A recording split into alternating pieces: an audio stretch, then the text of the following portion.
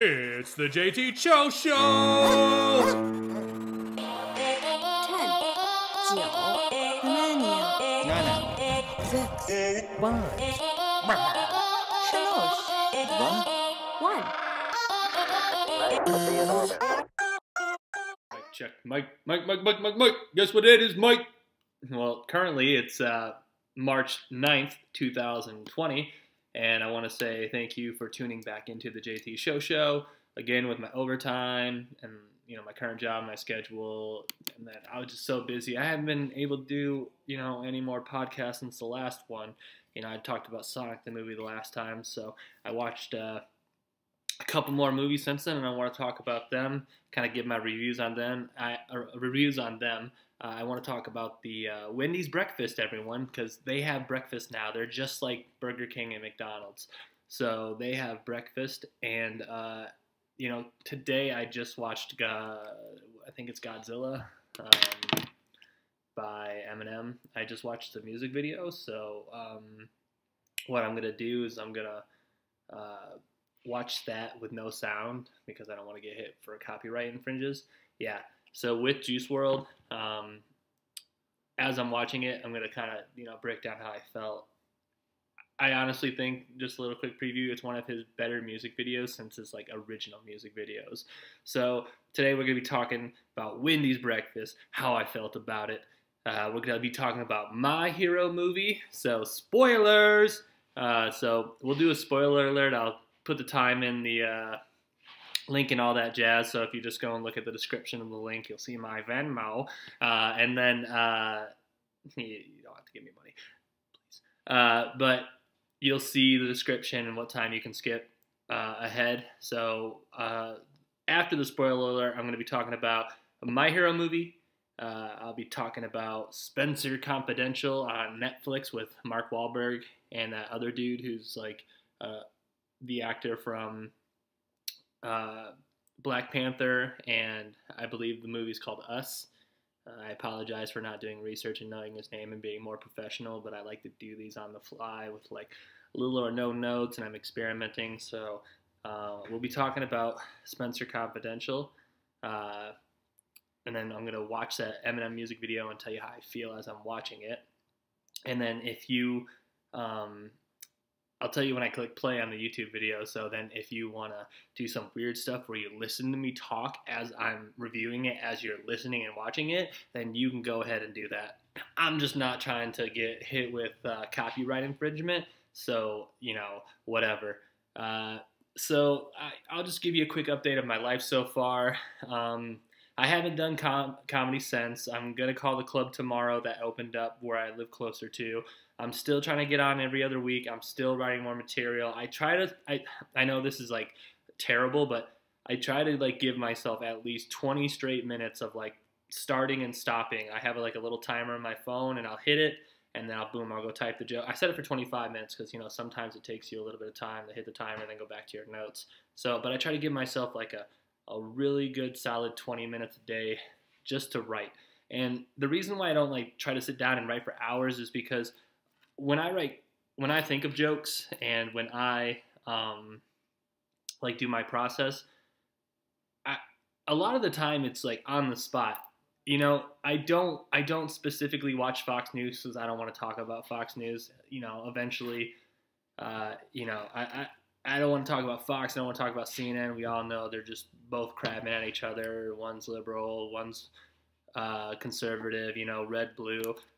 It's politics, okay? This isn't a political podcast. I'm never going to be like, you need to endorse Gary Johnson, but you should go Gary Johnson. I know that was a callback to 2016, but anywho, I'm never going to be like, you need to do this and you need to do this, because I'm never like, you need to teach your kids a lesson, because they're not my kids. I have an opinion. If I ever want to, do something that I believe that's right, if I ever have kids, then I'll do it to my own kids. I'm not going to try to push my values on other people's kids without them asking for it, because it's none of my business. So anyways, yeah, I've been working a lot. I've been trying to eat better, but I got a pizza yesterday. but it technically was Sunday. But I have a vacation coming up in August now. I get to hang out with V and Pepper, Elizabeth, Bella, not Maverick because I hate Maverick. Hopefully Katrina wants to say hello. And if there's anybody that I missed on that list, I apologize, but people move all the time in the military, and it happens. But I'm going up to go see them in August. My boy Cut, he's coming next month. We'll probably do a podcast or two together. We possibly will be doing a Galactic Conquest on Star Wars. And by the way, I'm going to be talking about that a little bit too because of how great that was. So, you know, I can scratch any of these topics. I'm the sole producer, commentator, narrator, whatever you want to call me, rambler, jambler, a joker, smoker, midnight toker, you know, all those classic 70s songs. You can call me whatever you want. But that game was fun. So we might play some Star Wars, the original Xbox/PlayStation 2 game on Mixer, and start to finish. We could do a podcast like while we do it, so when we're discussing it, but man, that'd be like a 12-hour podcast because sometimes those Galactic Conquest can take a long time, and you know we'll just start talking about it because I'm already all about Star Wars. But as you can see, other hand, as you can see here, you know, you got your BB-8, you got your Bubba, you got your Chewie. The Stormtrooper, the Stormtrooper, he fell off. He's a Sand Trooper. He sits on that guy.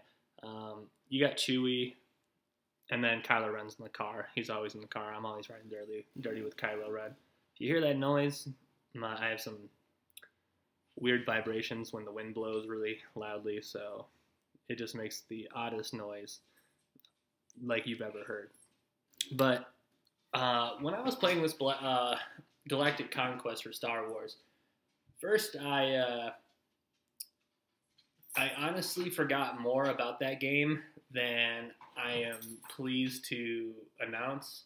Like, I didn't have internet on the PlayStation 2. I played Navy SOCOM 2 Navy SEALs, SOCOM 2. I played that game at like my friend's house and stuff with the headset that never worked when you're trying to play the campaign, and I played a little bit online one time.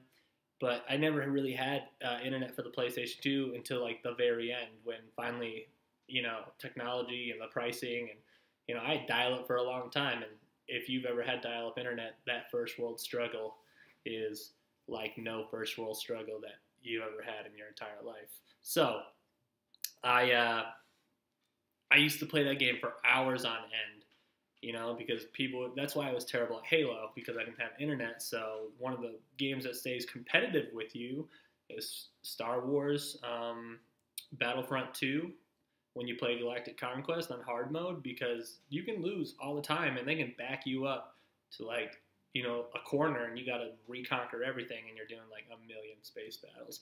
But so I started out and I played the game. I went through the tutorial just because I think they force you to. And I chose the Separatist versus the Clone Army series because why not start at the beginning? And I like being the good guys.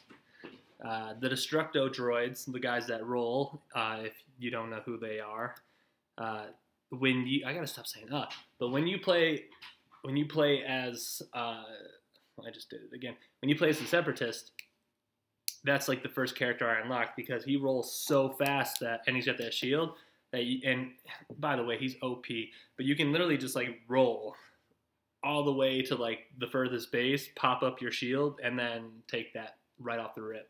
So that's kind of like my strategy for that. But as I started playing this game, I was like, oh, I forgot bonuses. And I had to go through a little quick tip about that. There's the bonus that disables vehicles. I think one of the best levels to use that on is, I want to say it's Kashyyyk, the place where Chewbacca lives. You know, that guy. So that's one of the best places I think you can use that because enemy ships respawn quicker than yours when you're playing as not the Separatists but the Clone Army, and they've got a vehicle base over here, and then their vehicles spawn as well really close to your base, and they really try to take that beachfront. If you've ever go look that level up, there's this beachfront, and it's very hard to take. It's a great level to snipe. You get to play with Chewbacca's, essentially. It's pretty dope. And a lot of the times when I would be taking the hero bonus into the battle, and I like the hero bonus because, man, you get to play as Jedis. The best character to play with, period, hands down, number one, numero uno, is Darth Maul. Darth Maul, he's got that wide range, fast speed, double lightsaber. I want to say Yoda's like number two. He's small, he maneuvers. There's one level with these two narrow hallways. So essentially, if you think of a rectangle, two capture the flag bases are on each side, and there's two long hallways connecting these main bases. And with Yoda, you can just run through like a deli, man, just slice and dice and just get out of Yoda's way. You can just roll through enemies. You don't even have to be like controlling bases at some points. There were times where I would just be getting kills because I played on normal first time. Again, I haven't played in a while. And I forgot to capture bases. I lost a couple, and I lost the space battle because I didn't realize like the order of how to take down ships fast enough. Now I've got it like almost efficient. I didn't watch videos of it. I just started, all right, if I take out these three things first, then I can take out everything else after that. Take down their shield. A cheap way to do it first is this: if you just fly into the enemy battleship, you get out of the cockpit, you got to take out some turrets, and then there's 4 main things that you can take out. Shout out the cut for the middle thing, but there's 3 doors in their main chamber. There's 4 key items. It takes 12 grenades or maybe 11, but there's a bot. You're an engineer. You can always repair the bot. But there's so many things that I completely forgot about. In space, your ships regenerate health over time, so using the bonus of damaging their ships, it's a waste of time. Yeah, they come in with low power, but by the time that liftoff happens and you can take your time and you can slowly exit that gate, it's almost all the way halfway. And maneuvering and dodging missiles, I think that game's all in all fair. I wish they would just take that product. You know, I'm living in the past, and this is why people complain about movies and new ideas, but specifically that game, I love it. Like when Metal Gear Solid came out for the Xbox One, like I think it came out for the 360, and then now you can still play backwards compatibility. But I knew I had to have it, and the reason why is because that specific game, with the graphics at the time, they're great graphics. They're not, 4K and everything that they're doing today, but they took that product and then they just made it available for that current console, and that's what I like about playing games like that. So I did my first Galactic Conquest. It took me, I think, 3 or 4 days, and I actually streamed when I was doing it, and I had a lot of fun. There's one person, I was so lost in the sauce. I was playing the game, and I was doing this run with I'm always the bomber, because the bomber I know how to just run up and drop them and fly away, dodge some people, then fly back. So it's a real close. You go up to 180, so we're winning like 162 to 145. One big thing goes off your ship, you're almost tied. So it wasn't time just to lollygag and go after a couple enemy ships. Nah, this was, you gotta hurry up and get the dub so you can skate on by. And he followed, he restreamed it, and then he got mad at me because I wasn't paying attention to the comments. And I apologize, I guess, because I'm not a professional streamer. I don't have a good setup for it. I'm just using an Xbox and 720 camera. It's just something that I do because I think it's fun. So on not being a great streamer and paying attention and having a dual thing and pulling on my computer, I just wanted to play video games, and if you wanted to watch, you could watch, By the way, I'll have to get the name of it. I threw away the package. I'm drinking this coffee made from Kalamazoo, Michigan. Comes in pretty dark. I can probably tell you what it is. I'll look it up. But they make a great coffee. It's got like that traditional bold taste of a coffee, but it's not like too bitter. And overall, like, I think it's like $8 for a bag. A bag.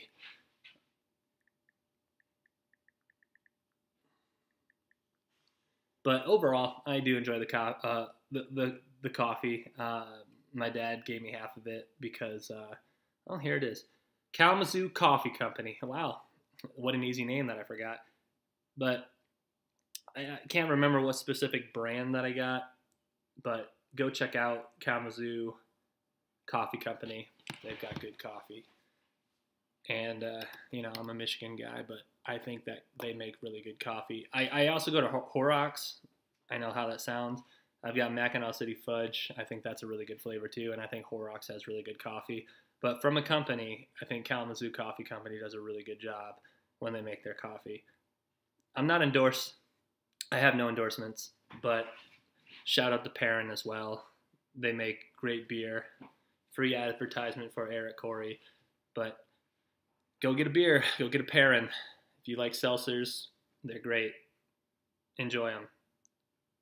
So I'm not sponsored by either of those, but I'll give them both a shout out.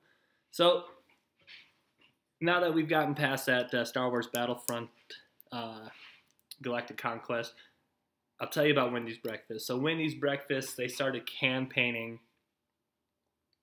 with enough time for people to be aware that Wendy's is going to create breakfast.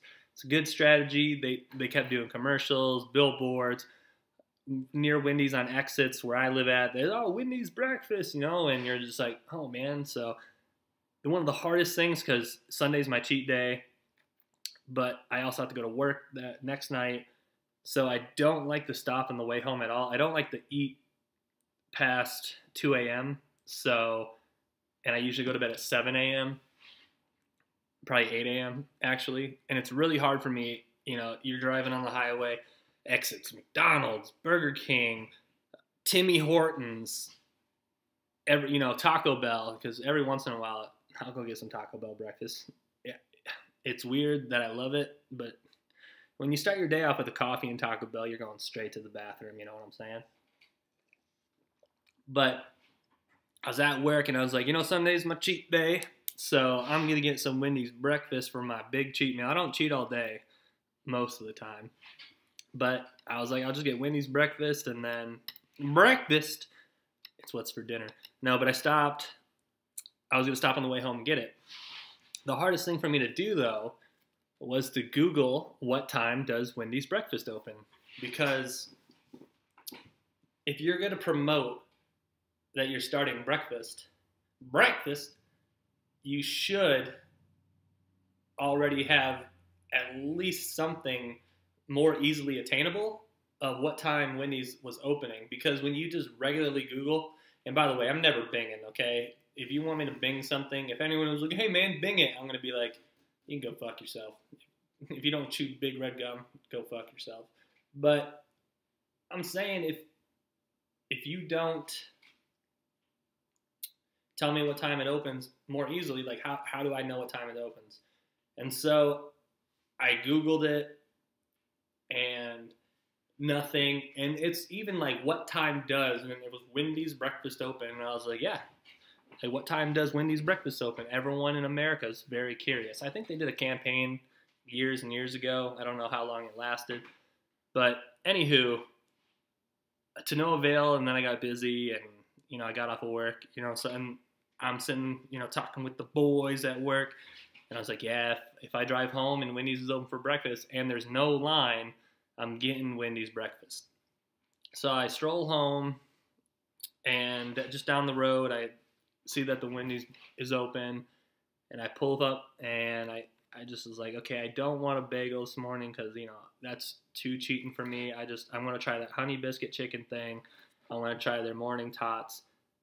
I do want to try their frosty mocha cappuccino. I think that's what they have. But they have like a frosty infused coffee, Starbucksy drink, you know what I'm saying? So I got to stop saying, you know what I'm saying? I'm not J-Rock. I don't belong in Sunnyvale, but you know what I'm saying. So I roll up. That's what I order. Took a little bit of time. There's one car in front of me. Whatever. It's like the fourth day. I'm not complaining. And I get a Diet Coke. A Diet Coke. I no, I shouldn't have gotten Diet Coke, but at that point I didn't want water, and because I just go through so much water at work. I get home and I might be thirsty, but I'm like, no, I'm gonna be peeing. I'd rather just sleep than pee.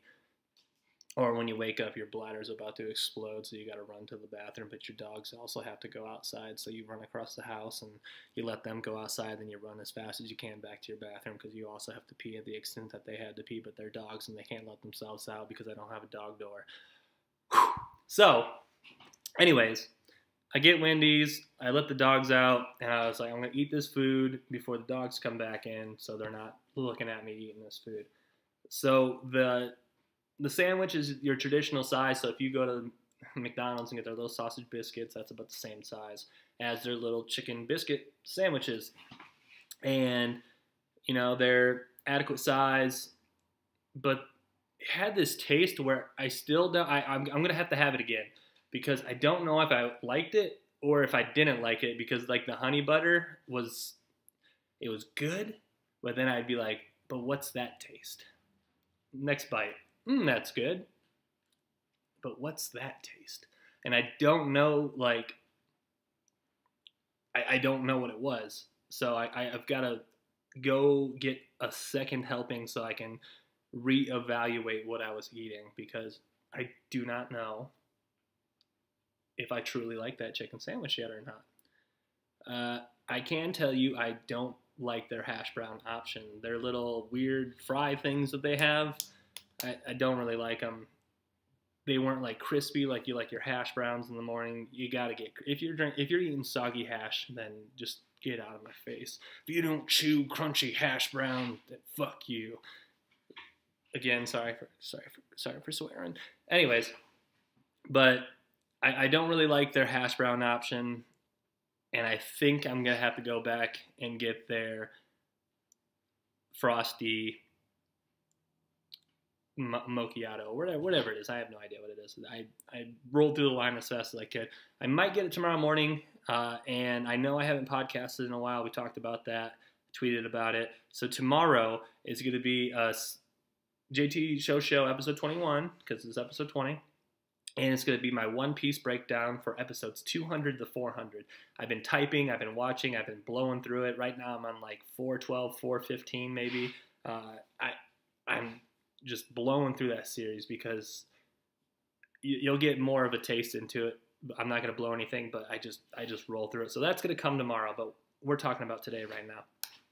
So, but tomorrow, if I do get it, I'll do a quick, hey, here's how I like their drink, and here's how I really like their biscuit. And I know it's not Sunday, but I'm doing it for you guys, the viewers, and because I really want to try that drink. And then I'll go straight into One Piece episodes 200 through 400. So if you like anime, definitely tune in to episode 21. If you don't like anime, then just listen to how I like that chicken and listen to how I like that drink, and then we'll be on with our day. I went and saw the My Hero movie, and it was great. So spoiler alert, it's going to start at 23:14. Spoiler alert! So if you haven't seen My Hero, and if you haven't seen Spencer Confidential at this point of the JT Show, if you don't continue to listen because you don't like spoilers, it's okay. Just come back, tune in, go to my Venmo, give me money, do something else besides become spoiled. So My Hero movie. I was really excited. It wasn't playing at my local theater, so I had to drive to like the bigger city. And, I'm a huge anime guy. I love anime. And the fact that I get to go to the matinee, which I already love doing. I love going to the movies. I love the experience. I love the popcorn. I chose the earliest show so I can knock it out of my day. And that was a great day, by the way, because Earl stopped by, and we went to Saucy Dogs. By the way, Saucy Dogs, get your wings there, man. Tuesdays is wing day. Go get your wings at Saucy Dogs. Best wings in the state of Michigan, hands down. Saucy Dogs. Great owner, Sween. He's the man. I'm not endorsed, nor do I represent. all those ideas and all that junk because I don't want to tarnish the name of Saucy Dogs by my instant rambling and my nonsense. But Saucy Dogs in Jonesville, Michigan, hands down. That's what I'm gonna be in town for my other job tomorrow. So after I get done with that job, I'm gonna get some wang. So I already know tomorrow's gonna be a trash day. So I'm gonna go to the gym, and then after the gym, I'm gonna be doing another podcast. But I was so excited about My Hero, and I went to Fandango and I bought my ticket because I like to buy this. When you go to a theater that gives you a subtitle, and it was an IMAX, and they give you a dubbed. I wanted to watch dubbed because I do enjoy both. I'm caught up complete with the series. I watch One Piece. I'm watching all in subtitles, and I don't mind it. And I like the original voice of the characters because, you know, everyone over there who's making it have more control over how they want the actor's voice to really sound. And there are some really good voice actors for, dubbed animes, and, that's an idea that I'm going to write down. I'll talk about voiceover people that I really like, because there's certain people for video games and anime and cartoons that I really enjoy, and I want to talk about their craft and how I enjoy how they do their characters. So, My Hero, I went and saw the dub version. I get up in the morning, I cruise on down the highway. I get into the theater. There's, not a huge line, but a line. I got there 15 minutes to spare because I like to get there, but I already pre-bought my seat. I scanned my phone, or actually I typed in a code, and then I got in line to get my popcorn, and there's this heavy-set man. I'm heavy, okay? I was 219 pounds today, but he was a little hefty, and he was so close to me. I don't know if he was so close to me or if he was just breathing that heavy, but I'm sitting there in line, just waiting for my popcorn. Like, okay, how much is popcorn? How much is a drink? And he's like uncomfortably close to me, and he's just going, and I was just like, come on, man. Like, I'm just trying to get my popcorn. I'm not trying to hear you breathe. I got my popcorn. I got away from him. I went and did the straw thing, the butter, ate it completely unhealthy, slapped some more salt on there. So, like, the top of the popcorn's a little bit too salty, but who cares, because I bought the large Coke Zero, and it's got the machine that lets you put in the flavor. So I got vanilla Coke Zero. It was great. So I got my pop, and I got my popcorn, and I've got a recliner chair, and I'm leaned back, and I'm like, this is America. I just completely did not do that correct, and I apologize. Childish Gambino. Don't take it personally. I do like that music video, by the way. But I was like, wow, this is great. I'm one person sitting in my entire row. It's 11 a.m. in America, and I'm watching anime in a movie theater. It was a great day. So I'm leaned all the way back, plowing through my popcorn, saw the SpongeBob SquarePants movie preview, saw a couple other decent previews. I love watching the previews as well. And then I knew it was going to be a good movie because I looked up and it said, warning, if you have sensitivities to lights, this may cause seizures. And I was like, this is gonna be lit. This is one of those movies where, they've got a budget and they're going to blow it on the fight scenes because it's a movie. And the fight scenes are great in the show, by the way. They're fantastic, but there's some animes like Fate Stay Zero where their animation's all right, but they pour like probably 95% of their animation budget into their fights, and their fights are like what makes that series. But One Piece, man, it's got the story, it's got the hero, it's got the protagonist, it's got the antagonist, it's got left curveballs, and it's got a knuckleball here and there too. It's got great character development. I love the show. I'm caught up. I'm lost in the sauce. My Hero is one of my favorite animes at the time. And I'm watching it in a theater, which is one of my favorite things to do, is to go to the matinee. So once I saw that, I was like, it's going to be great. And I sit down. And one thing that I really liked about this movie, and it doesn't really happen a lot because, America, unless you go to specific theaters, it doesn't always play those types of movies in your area. So it was completely caught up with the series. So if you were 100% caught up in the show, no spoilers, great action. And it wasn't those movies where they're not using powers that, they're boring. Like that'd be like if you watched that would be like if you were on Naruto Shippuden and you were watching the ending fight scenes with Sasuke and Naruto and how they're battling in the last fight scene, and then they're like, Naruto the movie comes out, but it's like not Shippuden at all, it's just regular Naruto, and it's him fighting still with Sasuke on his side and Sakura and Kakashi, and it's a fight that happened right after Zabuza. You'd be like, why am I paying to see this? And a lot of the times when I watch anime, I will see the movies at some random point because that's what happened to me during Naruto. I watched the Shippuden movies. I was probably at least 50 to 60% all the way through the series. Anyways, so some of the movies you're like, yo, he's like 2 Rasenguns ahead of his normal Rasengan because, I mean, that's all he had. I saw a meme the other day. It's that SpongeBob meme where he makes one specific patty and pours his love into it. Classic episode. And he's facing... what's his name? King Neptune, and he's grilling like 1,000 burgers, and SpongeBob's burger was so much better than all this other junk, but they related that to Sasuke and Naruto. But so I'm happy that it was all caught up with the show at the time. So it starts out, and they have like, if you've never watched My Hero, again, this is spoilers. So essentially, these kids, they have to rapidly get better at becoming heroes while they're still going to hero school because of the state of the hero society ever since All Might stepped down because he's injured.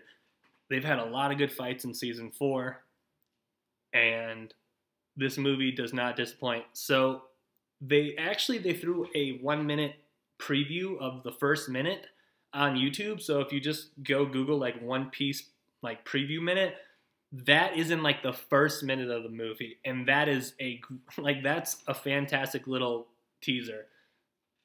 So essentially, this movie, they take these kids who are in school to become heroes, and they send them to this little remote island in the middle of nowhere, Japan, to be heroes for an entire little town. It'd be like your little farm towns, your village of 2,000 people. I think they might have had more. They did tell a population size. But it'd be like the sheriff retires, so that you have a bunch of deputies in training run it, essentially. But they go run this town until the new hero, the replacement hero, and they've already done the statistics on this town, on how there's been no major crime or violence or anything like that for like the last 30 years. But because of the plot and the main character, I'm not going to give away all the spoilers, but the main character, he's stealing quirks. He's got the all-for-one power. He escaped from the League of Villains, and he gets his crew together, and he's looking for this specific quirk on regenerating cells, and he can like see quirks. So he finds the guy who has that quirk, but he can't take it because his quirk doesn't allow him to take like type B blood or something like that. So then they do a little bit of digging, and he's got a son, and quirks are transferable through sex. And when you have kids, they get your traits, so they also get your quirks. So they're like, oh, look at this little kid. So throughout the movie, they're doing normal hero work, and then bam, these actual villains come in, and they do actual like villain things. They cut the lines to communications. They shut off the power. They did distraction. They did like upfront big distraction motives, so they could lure the heroes away from their actual goal. But just like your hero, he's got to be in the right place at the right time, and so does the secondary hero in this movie. And it really focuses around 2 main characters. It's because basically it's kind of like your Sasuke and Naruto thing. if I'm going to relate it, because you've got two main characters that aren't really friends, but they at the same time respect each other, and they both know the ultimate secret that One For All passed his quirk to Midoriya. So he's now going to become the world's greatest hero. And someone that's always been, Kacchan, who's always been sort of, bullying him and picking on him. Originally, he was mad because he thought he was hiding his quirk, and then he learned the secret, and now he's saying, hey, I need you to fight me at your full power so I can still show you that I'm better than you. So I think that's one of those rival things where, that's pretty awesome. So, throughout the movie, the main guys come in, they do their typical, we smack the heroes, but we've got to retreat for this reason. And the fights between Kacchan and Deku and the main bad guy originally were great. And then they come up with this awesome strat to tunnel these people in and separate them. And the way that they use the heroes in Class 1A, I thought it was great. The fighting scenes were great. All the stuff that makes you teary-eyed was great. It related directly to the show. I love movies like that. Some anime movies for specific shows are all right. Like the Bleach movies are still good, but it's not like a lot of the movies, if you've never seen an anime movie, what usually happens in most of them is like they don't want to create like a new power in a movie because, again, like some movies are unrelated to the story. They have nothing to do with the main arc and they never talk about it. But there's some movies that do relate, so you've kind of like got to pay attention to like what you're watching and how they relate and things like that. But a lot of the times, like let's say like your main character has like his ultimate move, right? So if you've never watched anime, everyone's seen the Rock Bottom and the People's Elbow. So if your anime character is The Rock and you're watching WWE, your main character hits the bad guy with the People's Elbow, and then he hits the guy with the Rock Bottom. All right, the bad guy gets back up and he starts smacking the Rock.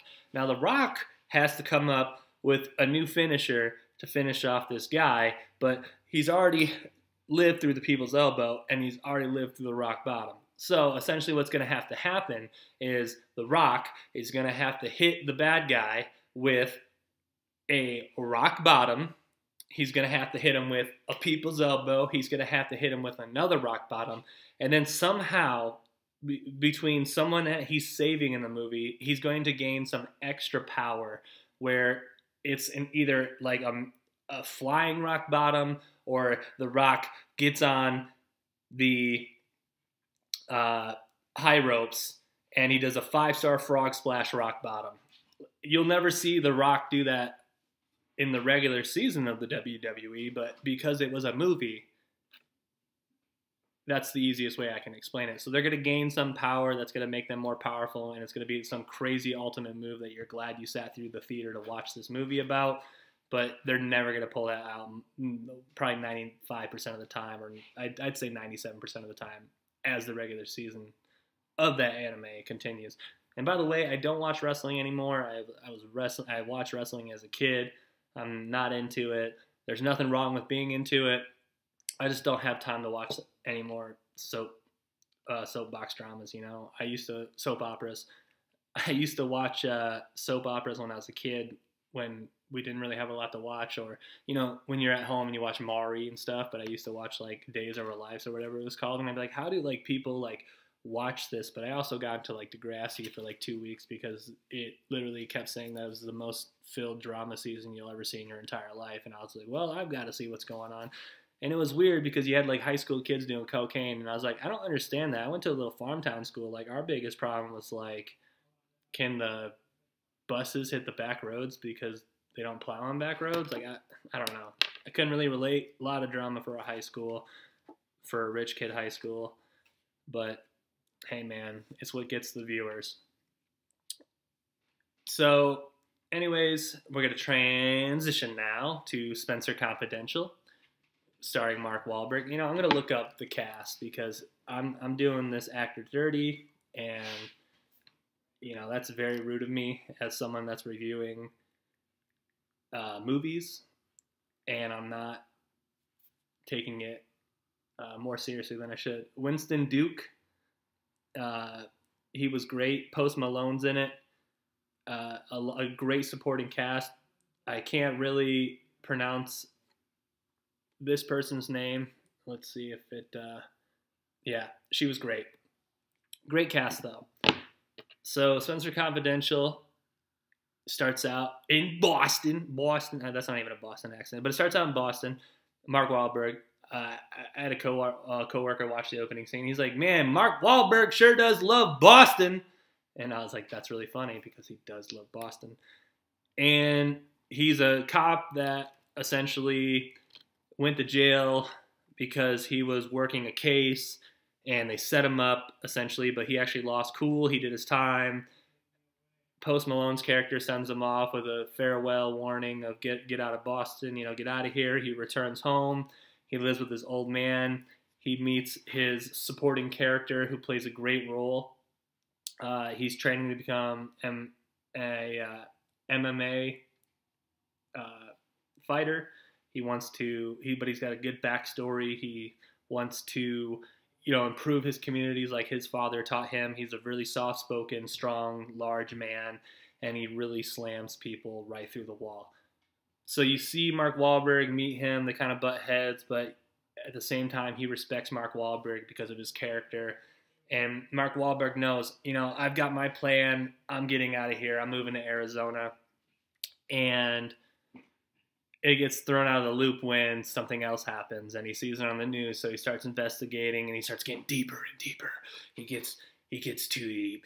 You're in too deep, Mark Wahlberg. But he gets too lost in the sauce, essentially, and he can't help himself because he has to bring justice. So throughout the movie, there's lots of good humor with Mark Wahlberg, and it's very action-y, and I like how they set up the clues. It's traditional, like I said, I'm here for justice. I don't care what it takes. I don't care how corrupt these cops are. And he keeps gaining all of this evidence against these individuals. And there's evidence that, to me, if there is such a ring of corrupt government and or state officials, I feel like I would take that evidence and just drive to another region. Like if I have evidence that can tell the truth and I don't trust the local FBI agency because sometimes they get corrupt in movies, I don't know why people want to just drive to somewhere else, because who's to say that FBI agent, I mean, he might be corrupt too, but I'm just saying it's a better chance, because if he's, like an FBI agent should be like, wow, we're going to open up a secret case against this and investigate this ourselves, or we're going to roll through, we're going to do everything for you. But that local agency is like, oh, we already got stuff in the works, yada, yada, yada. So Mark Wahlberg, he's getting all this evidence, he's kicking ass, he's taking names. There's some great humor between him and his dog as well, because he was away for 5 years, and then his dog liked his roommate who he didn't like. So I thought that was hilarious. Especially, I know what it's like to be, I was away from my dog for 7 months, and Thor went crazy when I got home.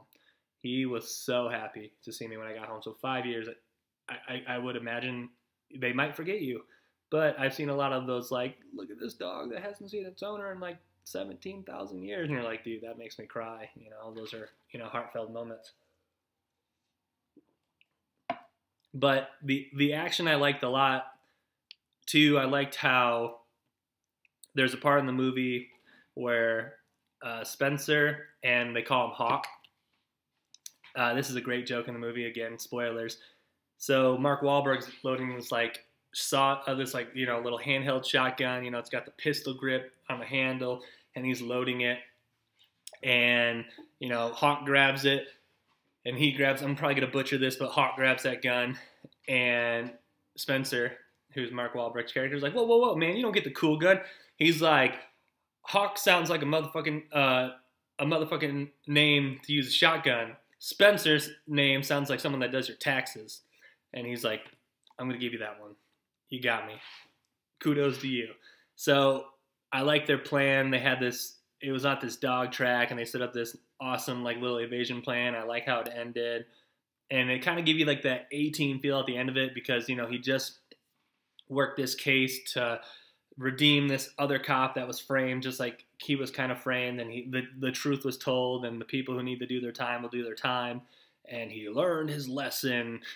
It's a great show. And then at the end of the movie, it gave you a teaser like, hey man, Netflix's movies have been coming out, and they've been getting better and better. So depending on how many viewers we get for this movie, they're setting it up for another movie, and I would not mind to see another Spencer Confidential. I thought it was fantastic.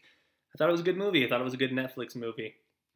And I'm not here to talk about the coronavirus, but I think that's one of the reasons, too, right now that movie did really well. Not that I'm saying it's not a good movie, but the movie industry is hurting because overseas and even here, like, people aren't going because they're so scared of this coronavirus.